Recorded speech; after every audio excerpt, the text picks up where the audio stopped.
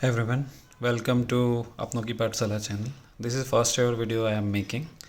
So looking at the current environment where exams are everywhere, so I thought to share my first content on the topic of time management and techniques.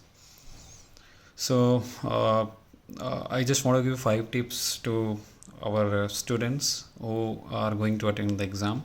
And this is a very effective techniques, guys. Just follow these 5 tips, and definitely I think you will be in a greater position to crack the exam, and then you can better manage your time. So let me start with it. I have already jotted on these all 5 points on the paper. So let's start with the first point. So my first point is scan your question paper. So this is a very first and effective point where whenever we are getting a question paper, so we need to make sure that whatever number of question, like 30, 35, whatever the questions on the paper, all we need to read through it first, scan it first. Okay, so I think we'll have to spend a quickly starting 4-5 minutes to scan the entire paper. So this is the first tip. Second tip is this is a there is a phrase which we call as when start well then end well, right? So so basically this point I'm making, so when you already scan your paper first, right? So you have to start answering a question first which you are very confident about.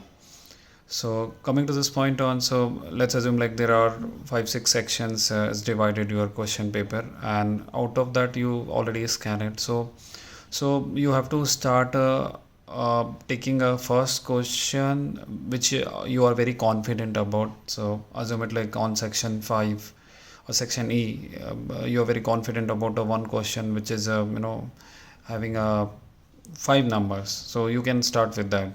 So this way I think you have to make sure that you have to start selecting a answer to the question which you are very confident, and check if you can pick any section having a higher number. Example like section E and D is having a higher number like 5 and 4 number of question. If you're confident, very confident about those questions, then you can start with that first. So this is the second point. Third point is like pattern for your answer. So this is a very effective point as well. So whenever you have to start answering any question, so start with the bullet points.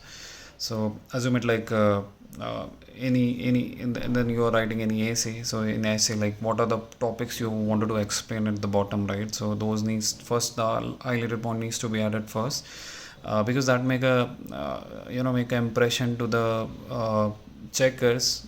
If he just check the bullet point, so he'll aware of it, like the person is knowing those answers, so he will not get into it, and that make an impression as well. Another point that which I am making here is like diagrams. So whenever possible add a diagrams or flow chart, so that will make a good impression. So that is the third point.